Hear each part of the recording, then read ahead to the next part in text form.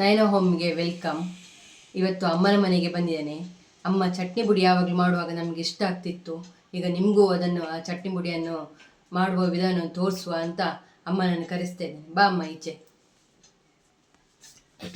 ನಮ್ಮ ಅಮ್ಮ ವಿಡಿಯೋದಲ್ಲಿ ನೋಡಿರ್ಬೋದು. ನಾನು ಯಾವಾಗಲೂ ಚಟ್ನಿ ಪುಡಿ ಮಾಡ್ತಾ ಇರ್ತೇನೆ. ನಮಗೆ ಇದು ಚಟ್ನಿ ಪುಡಿ ಒಂದು ಮನೆಯಲ್ಲಿ ಬೇಕೇ. ನನ್ನ ಮೊಮ್ಮಕ್ಕಳು, ನಮ್ಮ ಮನೆಯವರು, ಹಸ್ಬೆಂಡ್ ಎಲ್ಲ ತಿಂತಾರೆ. ದೋಸೆಗೆ ಎಲ್ಲ ಹಾಕ್ಕೊಳ್ತಾರೆ ಅವರು.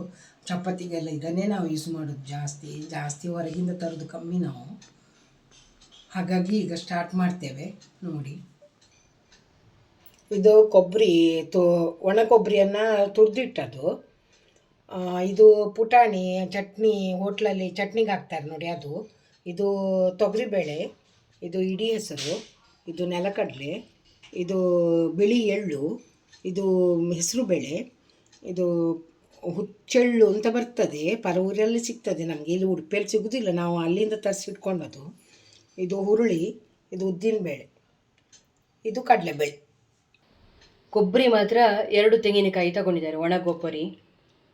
ಮತ್ತು ಹುರುಳಿ, ಹುಚ್ಚೆಳ್ಳು, ಹೆಸರು ಕಾಳು, ಎಳ್ಳು ಇದನ್ನು ಮಾತ್ರ ಈ ಲೋಟದಲ್ಲಿ ಅರ್ಧ ಲೋಟದಷ್ಟು ತಗೊಂಡಿದ್ದಾರೆ. ಮತ್ತು ಉದ್ದಿನಬೇಳೆ, ಕಡಲೆಬೇಳೆ, ಪುಟಾಣಿ, ತೊಗರಿಬೇಳೆ, ಹೆಸರುಬೇಳೆ, ಹೆಸರು ಕಾಳು, ಇಡೀ ಹೆಸರು, ನೆಲಕಡಲೆ ಇದನ್ನು 1 ಲೋಟ ತಗೊಂಡಿದ್ದಾರೆ. ಘಾಟಿ ಮೆಣಸು ಒಂದು 15ರಿಂದ 20, ಅಂದರೆ ಮಕ್ಕಳು ತಿನ್ನೋದ್ರಿಂದ ಜಾಸ್ತಿ ನಾವು ಖಾರ ಉಪಯೋಗ ಮಾಡೋದಿಲ್ಲ.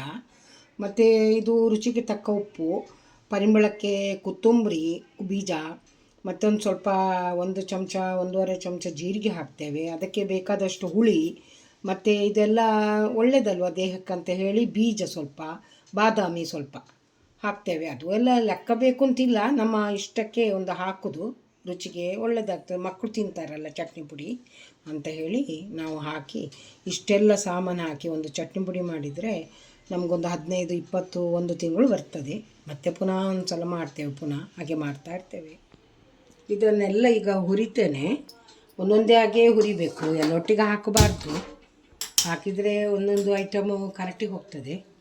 ಹಾಗಾಗಿ ಒಂದೊಂದನ್ನೇ ಹುರಿದು ಅದನ್ನು ತೆಗೆದಿಡುವ.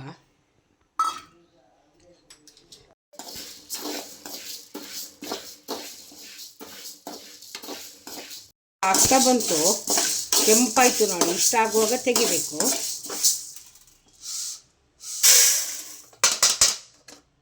ನಾವು ಇದಕ್ಕೆ ಬೇಸನ್ ಅಂತ ಹೇಳ್ತೇವೆ.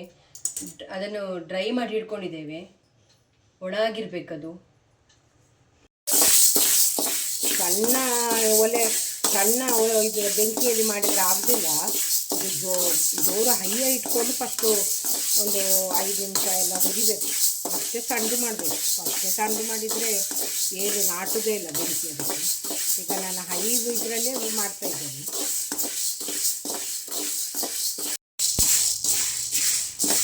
ಇದು ಈಗ ಕೆಂಪಾಗ್ತಾ ಬಂತು, ತೆಗಿತೇನೆ ನಾನು. ಇದು ಇಡೀ ಹೆಸರು.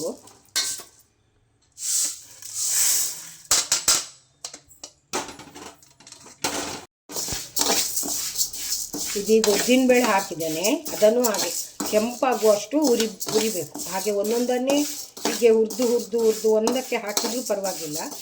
ಮತ್ತು ಮಿಕ್ಸಿಯಲ್ಲಿ ಪುಡಿ ಮಾಡಲಿಕ್ಕೆ ಉಂಟು.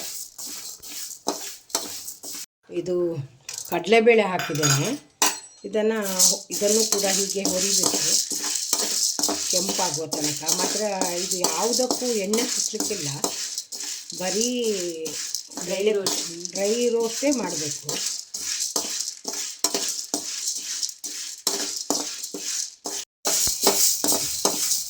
ನಾನು ಹುರುಳಿಯನ್ನು ಹಾಕ್ತೇನೆ, ಹುರುಳಿ ಬೀಜವನ್ನು. ಅದು ಕೈಕಾಲೆಲ್ಲ ನೋವು ಹಾಕಿದರೆ ಅದು ಸಹ ಒಳ್ಳೆಯದಾಗ್ತದೆ, ಹುರುಳಿ ಬೀಜ ಮಾಡಿದರೆ ಹಾಕಿ ಮಿಕ್ಸ್ ಮಾಡಿದರೆ. ಹಾಗೆ ಸಾಧಾರಣ ಮಟ್ಟಿಗೆ ಇದ್ದ ದವಸ ಧಾನ್ಯ ಎಲ್ಲ ಹಾಕಿ ಮಾಡಿರೋದು. ಒಂದು ದೋಸೆಗೆ, ಇಡ್ಲಿಗೆ, ಚಪಾತಿಗೆ ಎಲ್ಲ ಒಳ್ಳೆಯದಾಗ್ತದೆ ಇದು. ನೀವು ಸಹ ಮಾಡಿ, ಒಮ್ಮೆ ಟ್ರೈ ಮಾಡಿ ನೋಡಿ. ದೇವ್ರ ದಯೆಯಿಂದ ನಾವು ಮಾಡಿ ತಿನ್ನುವಷ್ಟು ಗಟ್ಟಿ ಇದ್ದೇವೆ.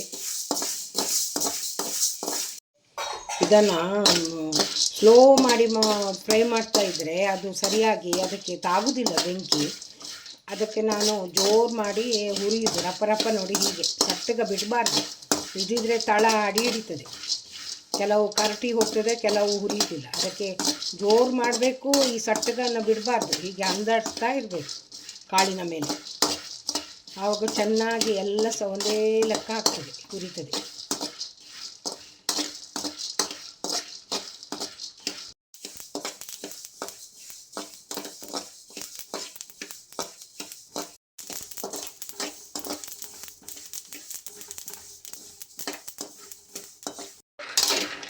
ನೆಲಗಡಲೆದು ಸಿಪ್ಪೆ ತೆಗಿಬೇಕಂತಿಲ್ಲ, ಹಾಗೆ ಅದನ್ನು ಹಾಕೋದು.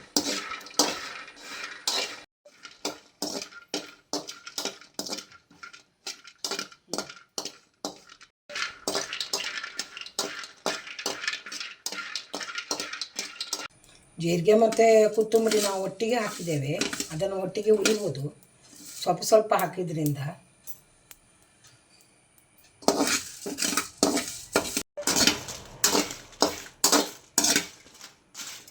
ಮೆಣಸನ್ನು ನಾವು ಮೆಣಸಿಗೂ ಎಣ್ಣೆ ಹಾಕೋದಿಲ್ಲ, ಅದನ್ನು ಸ್ವಲ್ಪ ಹೊತ್ತು ಹುರ್ಕೊಂಡು ಆ ಕೊಬ್ಬರಿ ಜೊತೆನೇ ಮಿಕ್ಸ್ ಮಾಡ್ತೇವೆ. ಅಂದರೆ ಕೊಬ್ಬರಿಯಲ್ಲಿ ಎಣ್ಣೆ ಉಂಟಲ್ಲ, ಅದು ಒಳ್ಳೆ ಎಳ್ಕೊಳ್ತದೆ ಮೆಣಸು.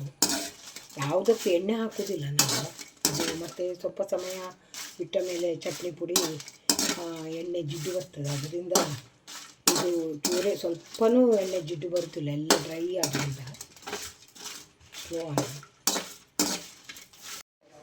ಈಗ ಇದರೊಟ್ಟಿಗೆ ಕೊಬ್ಬರಿ ಹಾಕ್ತೇವೆ ನಾವು, ಅಂದರೆ ಕೊಬ್ಬರಿಯಲ್ಲಿ ಎಣ್ಣೆ ಉಂಟಲ್ಲ, ಹಾಗಾಗಿ ಒಳ್ಳೆಯದು ಎಳ್ಕೊಳ್ತದೆ ಅದು ಮೆಣಸು.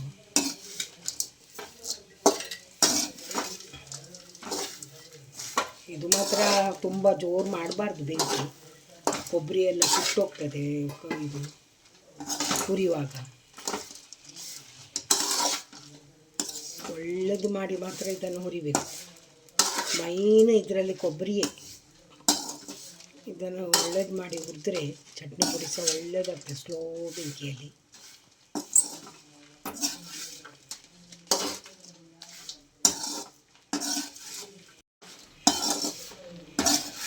ಇದಕ್ಕೀಗ ನಾವು ಹುಳಿ ಸಹ ಇದರೊಟ್ಟಿಗೆ ಹಾಕ್ತೇವೆ. ಆ ಹುಳಿ ಒಂಚೂರು ಬಿಡಿಸಿ ಹಾಕು, ಇದು ಮುದ್ದೆ ಉಂಟಲ್ಲ ಸ್ವಲ್ಪ ಬಿಡಿಸು. ಮತ್ತು ಉಪ್ಪು ಸಹ ಹಾಕ್ತೇವೆ ಇದರಲ್ಲಿ, ಅಂದರೆ ಎಣ್ಣೆ ಪಸೆ ಕೊಬ್ಬರಿಯಲ್ಲಿ ಇದ್ದಿದ್ದರಿಂದ ಇದೆಲ್ಲ ಒಳ್ಳೆಯದಾಗ್ತದೆ ಫ್ರೈ ಮಾಡಲಿಕ್ಕೆ ನಮಗೆ. ಉಪ್ಪು ರುಚಿಗೆ ತಕ್ಕ ಹಾಕಿದ್ದೇವೆ, ಕಮ್ಮಿ ಆದರೆ ಮತ್ತೆ ಹಾಕ್ಕೊಳ್ಬೋದು.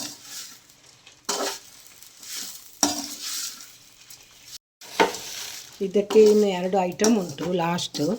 ಸಕ್ಕರೆ ಒಂದು 3-4 ಚಮಚ ಹಾಕು, ಸಿಹಿ ಬೇಕಾದರೆ ಇನ್ನೂ ಸಹ ಹಾಕ್ಬೋದು. ಮತ್ತು ಉಪ್ಪು ಇದು ಅರಶಿನ ಹಾಕು ಒಂದು ಚಮಚ, ಅರಶಿನ 1 ಚಮಚ. ಎಷ್ಟು ಬೇಕಾ? ಬೇಕು ಹಾಕು, ತುಂಬ ಉಂಟಲ್ಲ ಐಟಮು. ಅದು ಅರಶಿನ ಹಾಕೋದು ನಾವು, ಅದು ಒಂಥರ ಆ್ಯಂಟಿಬಯೋಟಿಕ್ ದೇಹಕ್ಕೆ. ಅದು ಆ್ಯಂಟಿಬಯೋಟಿಕ್ ಥರ ಆಗ್ತದೆ ನಮ್ಮ ದೇಹದಲ್ಲಿ, ಏನಾದರೂ ಒಂದು ಒಳಗೆ ಇದಾದರೆ ಒಳ್ಳೆಯದಾಗ್ತದೆ ಅರಶಿನ. ನೋಡಿ ಹೀಗೆ ಸ್ಲೋ ಉರಿಬೇಕಾಗ್ತದೆ, ಇದು ಬೇಗ ಆಗೋದಿಲ್ಲ. ಈ ಕೊಬ್ಬರಿ ಒಂದು ಸ್ಲೋ ಉರಿಬೇಕು, ಕರ ಆಗಬೇಕದು ಅಷ್ಟು. ಅದರ ಒಟ್ಟಿಗೆ ನೋಡಿ ಇದು ಘಾಟಿ ಮೆಣಸು ಎಣ್ಣೆ ಎಳ್ಕೊಂಡಿದ್ದು ನೋಡಿ. ಈಗ ಘಾಟಿ ಮೆಣಸು ಎಂಥ ಕಲರ್ ಬಂತು, ಕೆಂಪು.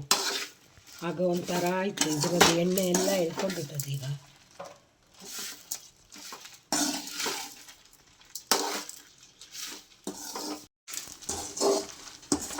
ಸಾಕು, ಇದು ಹುರಿದಾಯ್ತು ಎಲ್ಲ ಒಟ್ಟಿಗೆ. ಇನ್ನು ಅದರೊಟ್ಟಿಗೆ ಹಾಕ್ಬೋದು ಅಥವಾ ಹೀಗೆ ಬೇರೆ ಇಡ್ಬೋದು. ತಣಿಬೇಕಿದು ಮಾತ್ರ, ಮಿಕ್ಸಿಯಲ್ಲಿ ಬಿಸಿ ಹಾಕ್ಲಿಕ್ಕೆ ಆಗೋದಿಲ್ಲ. ತಣ್ಣ ಮೇಲೆ ಹಾಕಿ ಪುಡಿ ಮಾಡಬೇಕು.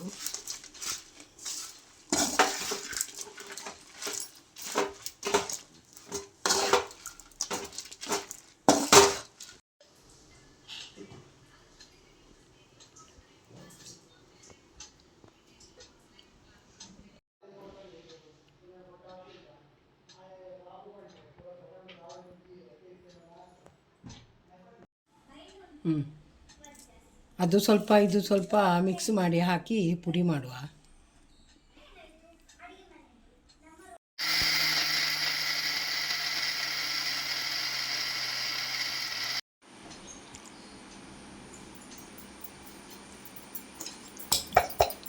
ಇದು ಲಾಸ್ಟ್ ಇದು ಮಿಕ್ಸಿ ಮಾಡಿ ಆಯಿತು, ಇನ್ನೂ ಚೆನ್ನಾಗಿ ಕಲಿಸ್ಬೇಕು ಇದನ್ನು.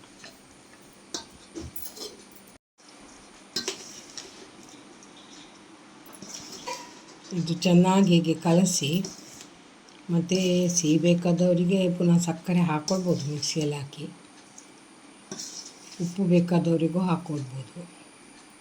ಈ ಸಲ ತುಂಬ ಆಯಿತು ನಮಗೆ ಮಾಡಿದ್ದು. ನನಗೂ ತಗೊಂಡೋಗ್ಬೇಕಲ್ಲ, ಚೂರು ಮಗಳಿಗೆ ಸಹ ಕೊಡುವ ಅಂತ. ಇಲ್ಲದಿದ್ದರೆ ಇಷ್ಟಿಷ್ಟು ಮಾಡೋದಿಲ್ಲ ನಾನು.